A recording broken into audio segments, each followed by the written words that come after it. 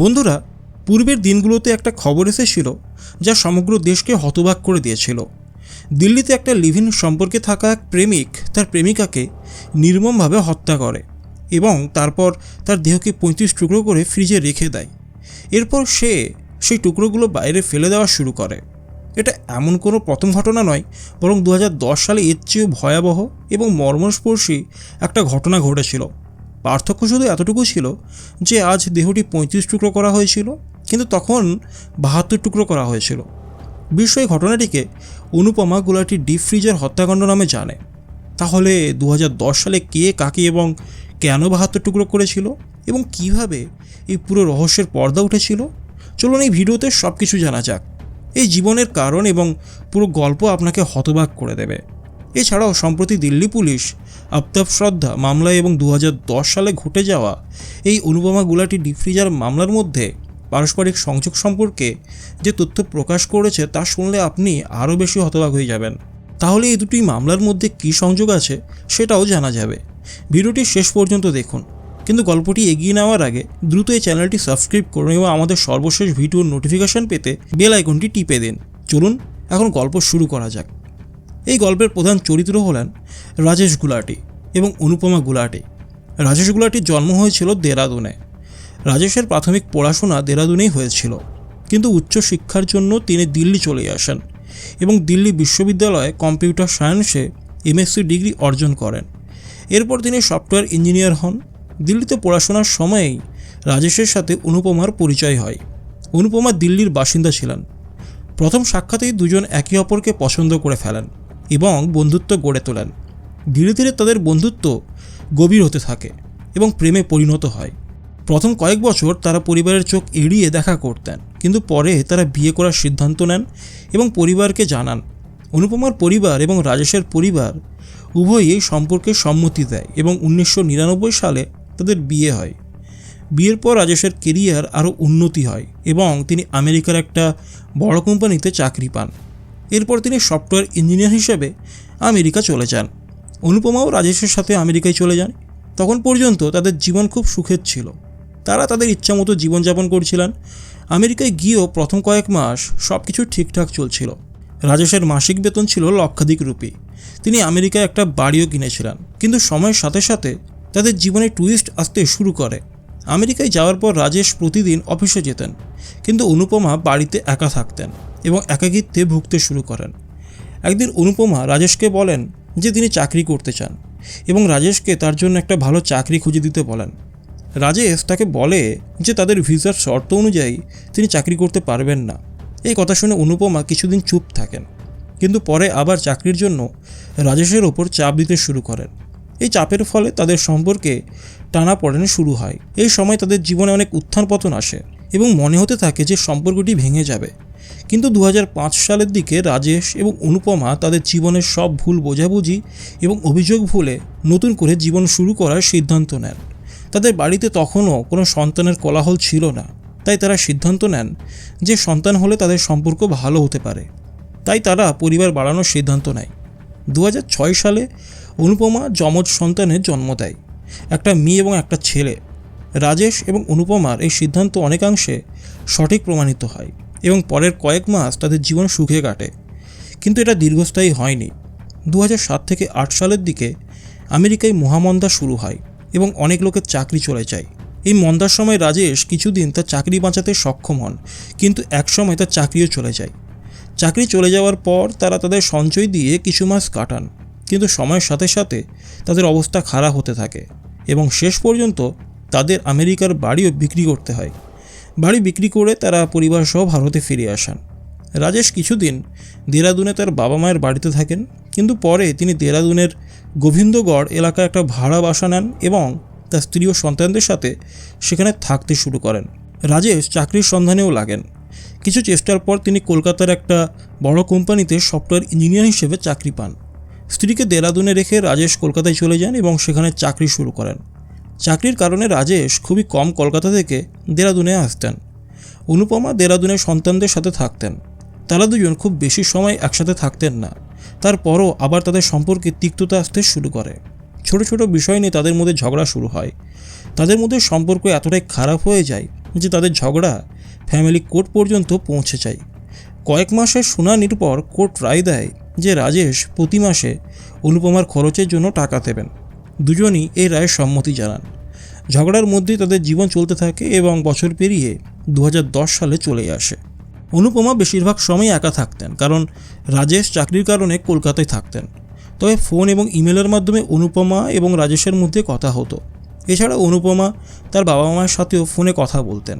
2010 সালের অক্টোবর-নভেম্বরের দিকে রাজেশ কিছুদিন বাড়িতে থাকায় অনুপমার সাথে তার বাবা মায়ের ফোনে কথা কম হতে শুরু করে।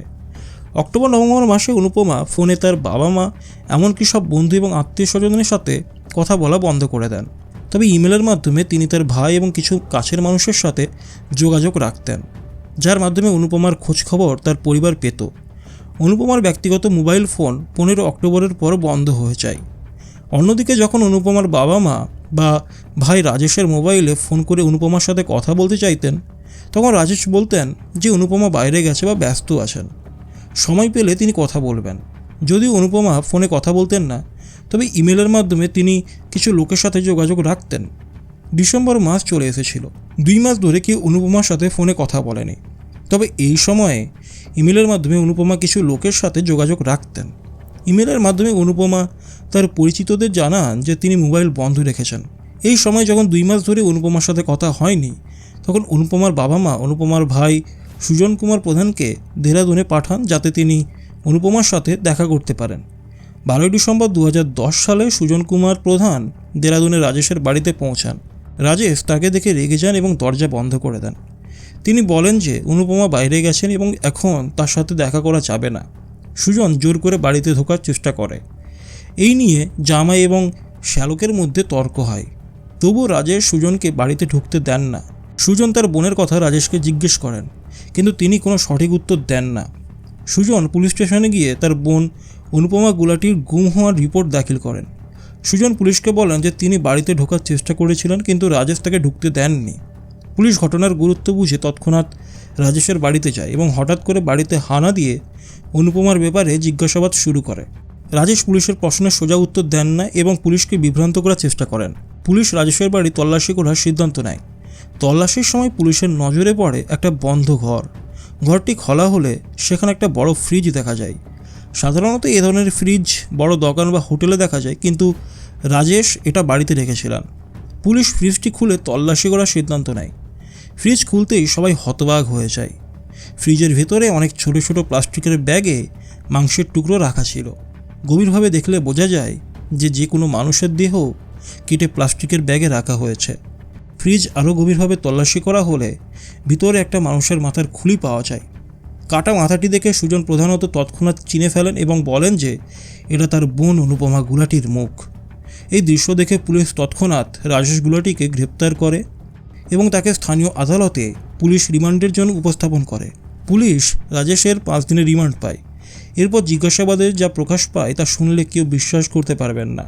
রাজেশের বয়ান অনুযায়ী বিয়ের পর যখন রাজেশ এবং অনুপমা আমেরিকায় যান, তখন কয়েক মাস পরেই অনুপমার সাথে রাজেশের এক ঘনিষ্ঠ বন্ধুর বন্ধুত্ব হয়। সময়ের সাথে সাথে তাদের বন্ধুত্ব গভীর হতে থাকে।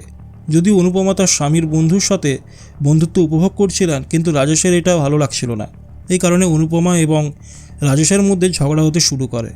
রাজেশ বলেন যে তিনি বারবার বিরোধিতা করেও এই বন্ধুত্ব কমাতে পারেননি। এরপর তারা দুজন সম্পর্ক ঠিক করার জন্য পরিবার বাড়ানোর সিদ্ধান্ত নেন।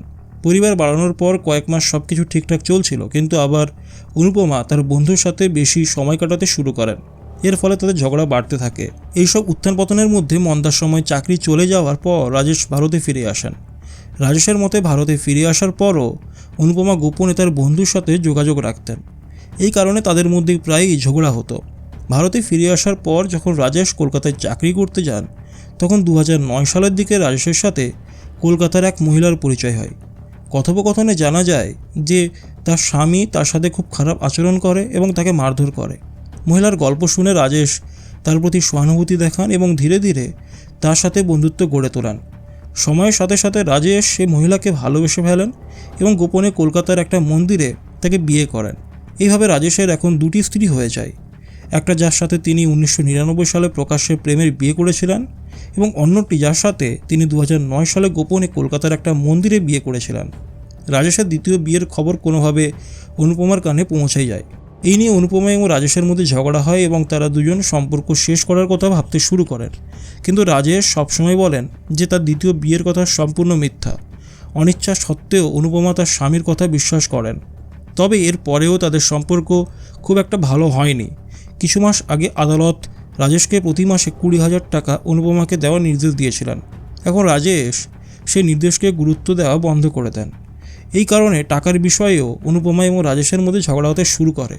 17 অক্টোবর 2010 তারিখেও টাকা নিয়ে অনুপমা এবং রাজেশের মধ্যে তর্ক হয়। তর্ক বাড়তে বাড়তে বিষয়টা অনেক দূর এগিয়ে যায়। এই কথোপকথনের সময় কোনো বিষয় নিয়ে রাজেশ খুব রেগে যান এবং হঠাৎ করে তার স্ত্রীকে জোরে ধাক্কা দেন। জোরে ধাক্কা দেওয়ার কারণে অনুপমার ভারসাম্য নষ্ট হয়ে যায় এবং সে ধর্ম থেকে পড়ে যায় এবং পড়ে গিয়ে কোণে বসে থাকে। অনুপ স্যারের সাথে ধাক্কা খায় এবং সাথে সাথেই মাথা থেকে রক্ত পড়া শুরু হয়। রক্ত দেখার পরেও রাজেশের রাগ শান্ত হয় না, বরং সে আরও বেশি রাগান্বিত হয়ে ওঠে। সঙ্গে সঙ্গে বিছানায় পড়ে থাকা বালিশটি উঠিয়ে নেয় এবং অনুপমার মুখের ওপর চাপ দিয়ে তার মুখ জোরে চেপে ধরে। কিছুক্ষণ রাজেশ তাকে এইভাবেই রাখে, যার ফলে শ্বাসরুদ্ধ হয়ে অনুপমার মৃত্যু হয়। রাজেশের বয়ান অনুযায়ী অনুপমার মৃত্যুর পর সে লাশটি সরানোর চেষ্টা করে। যখন রাজেশ এবং অনুপমার মধ্যে ঝগড়া হচ্ছিল তখন তাদের দুটি সন্তান বাড়ি থেকে বাইরে গিয়েছিল। রাজেশ ভেবেছিল যে যদি বাচ্চারা ফিরে এসে অনুপমাকে এই অবস্থায় দেখে ফেলে তাহলে সব কিছু প্রকাশ হয়ে যাবে। তাই সে তাড়াতাড়ি অনুপমাকে বাড়ির অন্য বাথরুমে নিয়ে গিয়ে তালা বন্ধ করে দেয়। যখন বাচ্চারা ফিরে এসে মায়ের কথা জিজ্ঞেস করে তখন রাজেশ বলে যে মা হঠাৎ করে দিল্লিতে নানির বাড়ি চলে গেছে। পরের দিন রাজেশ বাজারে যায় এবং একটা বড় ফ্রিজ কিনে আনে। এছাড়াও সে একটি ইলেকট্রিশিয়ান এবং স্টোন কাটার মেশিন আর কিছু কালো পলিথিন ব্যাগ কেনে। রাজেশ এই সব কিছু কিনেছিল যখন তার বাচ্চারা স্কুলে ছিল। সব কিছু বাড়িতে আনার পর রাজেশ সেগুলো একটা রুমে লুকিয়ে রাখে। পরের দিন বাচ্চারা স্কুলে যাওয়ার পর রাজেশ বাড়ির সব দরজা জানালা বন্ধ করে ইলেকট্রিক সরঞ্জাম দিয়ে তার স্ত্রীর লাশকে ছোটো ছোটো টুকরো টুকরো করে কাটা শুরু করে। পুলিশকে দেওয়া বয়ান অনুযায়ী রাজেশ তার স্ত্রীর লাশকে মোট 72 টুকরো করে কাটে এবং সেই টুকরোগুলো কালো পলিথিন ব্যাগে ভরে ফ্রিজে রাখে যাতে লাশের গন্ধ বাইরে না ছড়ায়। এত কিছু করার পর পরের দিন রাজেশ খুব স্বাভাবিকভাবে তার বন্ধু এবং প্রতিবেশীদের সাথে দেখা করে। সে বাচ্চাদেরও বিশ্বাস করিয়ে দেয় যে মা দিল্লিতে নানির বাড়ি গেছে। এছাড়াও যারা অনুপমার খোঁজ নিতে ফোন করত রাজেশ তাদের বলতো যে অনুপমা কিছুদিনের জন্য আত্মীয়দের বাড়িতে গেছে।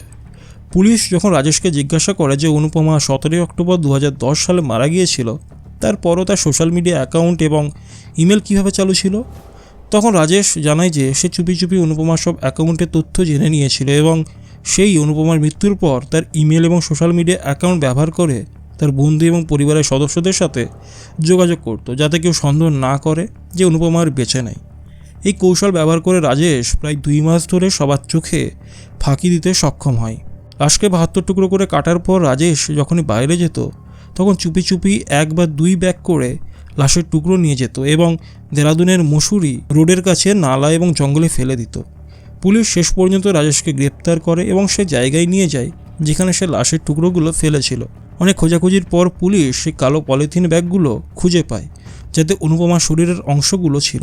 এই ঘটনার পর রাজেশ গুলাটিকে জেলে পাঠানো হয়। অন্যদিকে তাদের যমজ বাচ্চাদের অনুপমার ভাই অর্থাৎ বাচ্চাদের মামা এবং নানির কাছে পাঠানো হয়। আদালত 7 মার্চ 2011 সালে বাচ্চাদের কাস্টাডি আনুষ্ঠানিকভাবে সুজন কুমার প্রধানের কাছে দেয়। যদিও বাচ্চাদের দাদা অর্থাৎ রাজেশ গুলাটির বাবা সত্যপাল গুলাটি আদালতের সিদ্ধান্তের বিরুদ্ধে আপিল করেছিলেন, কিন্তু 3 নভেম্বর 2012 সালে আদালত তার আপিল খারিজ করে বাচ্চাদের কাস্টাডি সুজন প্রধানের কাছে রাখে। রাজেশ গুলাটির বিরুদ্ধে পুলিশ শক্ত প্রমাণ সংগ্রহ করে এবং আদালতে প্রমাণ করে যে রাজেশ গুলাটি তার স্ত্রীকে নির্মমভাবে হত্যা করে তার লাশকে 72 টুকরো করে কেটেছিল। দীর্ঘ বিচারের পর 2017 সালের 1 সেপ্টেম্বর রাজেশ গুলাটিকে তার স্ত্রীর অনুপমা গুলাটির হত্যার দায়ে ধারা 302 এবং প্রমাণ মুছে ফেলার দায়ে ধারা 201-এর অধীনে আজীবন কারাদণ্ড এবং 15 লক্ষ টাকা জরিমানা করা হয়। আদালত রায় দেয় যে রাজেশ গুলাটি যে 15 লক্ষ টাকা জরিমানা দেবে তার মধ্যে 70,000 টাকা রাজকোষে জমা দেবে এবং বাকি টাকা দুটি বাচ্চার নামে জমা হবে। বাচ্চারা প্রাপ্তবয়স্ক হওয়ার পরেই সেই টাকার উপর তাদের অধিকার থাকবে। 2018 সালে রাজেশ গুলাটি নিম্ন আদালতের রায়ের বিরুদ্ধে উচ্চ আদালতে আপিল করে, কিন্তু তার আপিলের এখনও চূড়ান্ত রায় আসেনি। এই কারণে গত কয়েক বছর ধরে গুলাটি জেলেই রয়েছে। যদিও 2022 সালের জুলাই মাসে মেডিকেল গ্রাউন্ডে রাজেশ গুলাটিকে দেরাদুন হাইকোর্ট থেকে 45 দিনের জামিন দেওয়া হয়েছিল এরপর তার সার্জারি করা হয় এবং ডাক্তারের পরামর্শে তাকে আরও 10 দিনের জামিন দেওয়া হয়। পরে আবার মেডিকেল গ্রাউন্ডে 22শে সেপ্টেম্বর 2022 তারিখে তার শর্ট টার্ম জামিন আরও 21 দিনের জন্য বাড়ানো হয়। আমরা ভিডিওর শুরুতে বলেছিলাম যে সম্প্রতি বহুল আলোচিত আফতাব সরদার মামলার সাথে 2010 সালের এই অনুপমা গুলাটির হত্যা মামলার একটা সংযোগ পুলিশের নজরে এসেছিল। 16ই নভেম্বর 2022-এর মিডিয়া রিপোর্ট অনুযায়ী দিল্লি পুলিশ প্রকাশ করেছে যে আফতাবের গুগল সার্চ হিস্ট্রি থেকে জানা গেছে যে শ্রদ্ধাকে হত্যা করার আগে আফতাব কয়েকবার এই অনুপমা হত্যা মামলার বিষয়ে পড়াশোনা করেছিল। এখান থেকে সে হত্যার পর লাশ কেটে ফ্রিজে রাখা এবং ধীরে ধীরে লাশের টুকরো ফেলে দেওয়ার আইডিয়া পেয়েছিল। পুলিশ তদন্তের সময় আরও একটা চাঞ্চল্যকর তথ্য বেরিয়ে আসে। অনুপমার সন্দেহ ছিল যে কলকাতায় রাজেশ আর একটা বিয়ে করেছে। সে কোথাও থেকে এমন খবর পেয়েছিল, কিন্তু রাজেশ সবসময় এই বিষয়টি অস্বীকার করতে এবং এটাকে শত্রুর ষড়যন্ত্র এবং গুজব বলে উড়িয়ে দিত। কিন্তু অনুপমার মৃত্যুর পর রাজেশ পুলিশকে জানায় যে কলকাতায় থাকার সময় সে সত্যি একজন বিবাহিত মহিলার প্রেমে পড়েছিল এবং 2009 সালে মন্দিরে তার সাথে বিয়ে করেছিলেন। সেই মহিলার সাথে তার একটি মেয়েও আছে। এই কারণে রাজেশ প্রায়ই তার স্ত্রী অনুপমার সাথে ঝগড়া করত এবং তাকে টাকা দেওয়া বন্ধ করে দিয়েছিল। এই টাকার বিষয় নিয়ে ঝগড়ার পরিপ্রেক্ষিতে ফ্যামিলি কোর্ট রায় দেয় যে রাজেশ প্রতি মাসে 20,000 টাকা গুজারানোর জন্য অনুপমাকে দেবে, কিন্তু কয়েক মাস টাকা দেওয়ার পর রাজেশ টাকা দেওয়া বন্ধ করে দেয়। এই বিষয় নিয়ে 17 অক্টোবর 2007 সালের সন্ধ্যায় রাজেশ এবং অনুপমার মধ্যে তীব্র ঝগড়া শুরু হয়। এই ঝগড়ার মূল্য অনুপমাকে তার জীবন দিয়ে দিতে হয়। কোর্টে বিচারের সময় রাজেশ বলেছিল যে সে তার স্ত্রীকে মেরে ফেলতে পেরে খুশি, কারণ এখন সে অনুপমার হাত থেকে মুক্তি পেয়েছে।